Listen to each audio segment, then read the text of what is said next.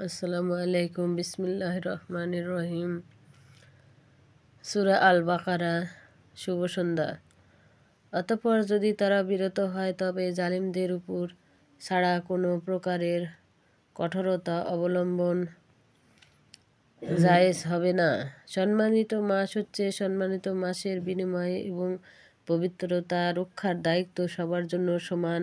কাজেই যে কেউ তোমাদের প্রতি কঠোর আচরণ করে তবে তোমরা তাদের প্রতি কঠোর আচরণ করো, যেমনই কঠোরতা সে তোমাদের প্রতি করেছে। এবং আল্লাহকে ভয় করো এবং জেনে রেখো আল্লাহ মুত্তাকিদের সঙ্গে আছেন। তোমরা আল্লাহর পথে ব্যয় করো এবং স্বহস্তে নিজেদেরকে ধ্বংসে নিক্ষেপ করো না এবং কল্যাণকর কাজ করে যাও। নিশ্চয়ই আল্লাহ কল্যাণকারীদেরকে ভালোবাসেন। আল্লাহ সন্তুষ্টির উদ্দেশ্যে হজ ও উমরাকে পূর্ণ করো।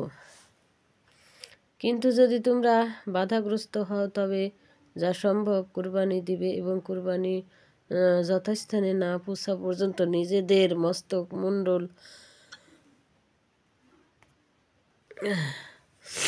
মণ্ডল তবে তোমাদের মধ্যে যে পীড়িত কিংবা মাথায়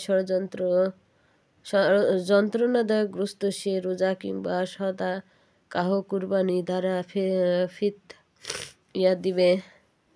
এবং যখন তোমরা নিরাপদ থাকো তখন যে কেউ উমরাকে হজের সঙ্গে মিলিয়ে উপহার লাভ করতে ইচ্ছুক সে যেমন সম্ভব কুরবানি দিবে, এবং যার পক্ষে সম্ভব না হয় সে ব্যক্তি হজের দিনগুলোর মধ্যে 3 দিন এবং গৃহে ফেরার পর 7 দিন, এই মোট 10 দিন রোজা পালন করবে। এটা সেই লোকের জন্য যার পরিবারবর্গ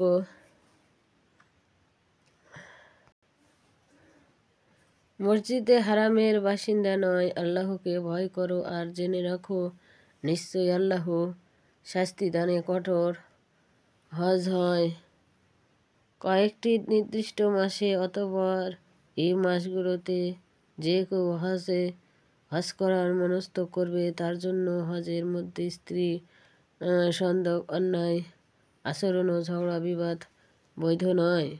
এবং তোমরা যে কোনো সৎ কাজ করো আল্লাহ তা জানেন, এবং তোমরা পাথেয়ের ব্যবস্থা করবে আর তাকওয়াই শ্রেষ্ঠ।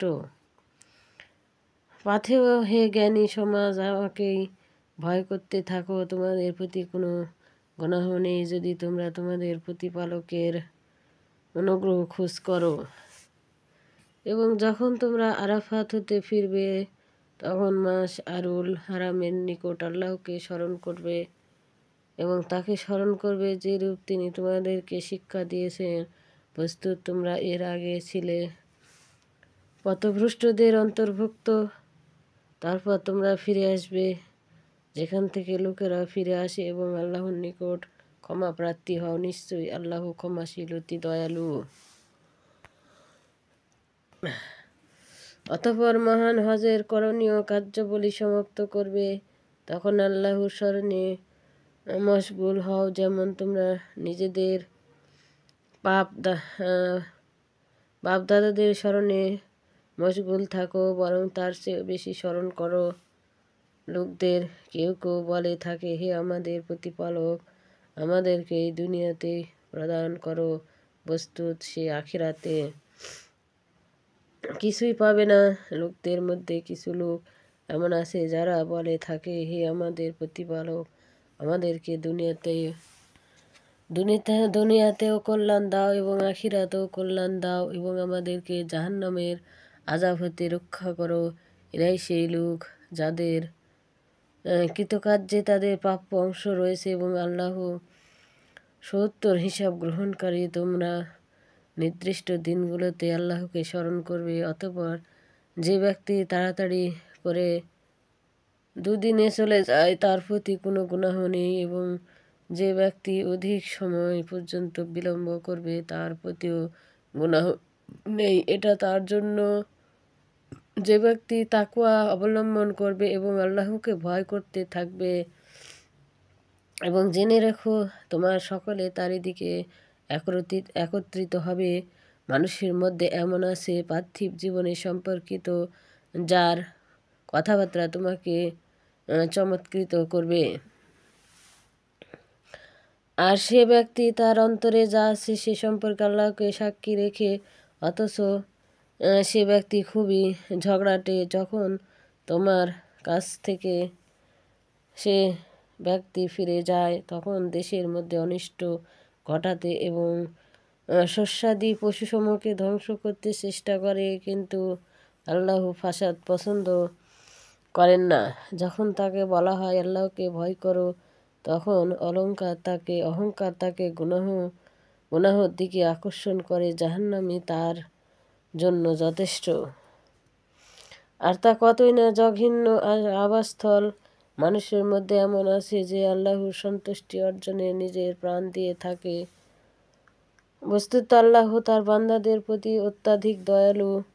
হে মুমিনগণ, ইসলামের মধ্যে পূর্ণভাবে প্রবেশ করো এবং শয়তানের অনুসরণ করে চলো না। নিশ্চয় সে তোমাদের প্রকাশ্য শত্রু। তোমাদের নিকট সুস্পষ্ট হুকুম পৌঁছার পরেও যদি তোমাদের পথভ্রষ্ট করে ঘটে। আসসালামু আলাইকুম ওয়া রাহমাতুল্লাহি ওয়া বারাকাতুহু। ভিডিওটি ভালো লাগলে অবশ্যই লাইক এবং সাবস্ক্রাইব করবেন, কিন্তু আমার অনেক সর্দি লাগার কারণে ভয়েসটা অন্যরকম হয়েছে। ভুল হয়ে থাকলে আপনারা অবশ্যই ক্ষমা করে দিবেন।